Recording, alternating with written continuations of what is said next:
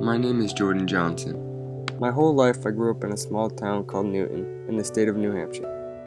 I've been playing sports since the day I could walk and have had such a passion and love for every game. As I grew older, I grew upon this one sport, football. I strongly believe that we are born with a purpose, and my purpose here is yet to be revealed. My freshman year of high school, I was a dominant player starting for varsity football. Playing at this level as a freshman really boosted my confidence not only on the playing field, but throughout my daily life as well. Each day I work harder and harder to be one step closer to my goals I've got set. No matter how far ahead you get, never quit working hard, because there is someone out there working twice as hard. Football was my motivation to work hard to be the best I could be. Until one game that had changed the dreams and goals I had set to play college football. I was diagnosed with a concussion and the result from multiple head-on collisions playing multiple games. This severe concussion took me out of school for 2 weeks straight and was without any physical activity for 7 months. It was like having a nightmare. I felt like everything I ever worked hard for was taken right away. Every day was unpredictable of how I was going to feel and result from symptoms of my concussion.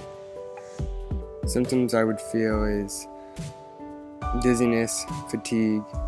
Mentally, I felt foggy as if I was in a daze, nauseous and constantly had headaches. Even after 2 weeks of just sleeping at home without any technology, I could only go a few hours to my first block class. It was just awful having these symptoms every day because I felt like I was never getting better. I would sleep on average about 14 hours a day because I was only allowed 30 minutes of technology a day for a few months, and then it progressed to an hour and so on. My depression definitely kicked in as the long dreadful months continued on and had felt so alone. But I never quit or gave up. I knew that God had a plan in store for me, but I just couldn't see what it was. And so every day I would just sit there and think, what would I love to do with the rest of my life? Growing up, I've always loved being in front of the camera. No matter what the situation was, I would be the center of attention. Technology has always been an interest of mine, and I have always been fascinated to figure out how a new piece of equipment works. When I was about 10 years old, I decided to buy my first camcorder. From the time I bought my cheap HD JVC camcorder, I still continue to use it to this day. While others pick up a camera or a camcorder and don't have a clue about it, I always taught myself by using it through trial and error.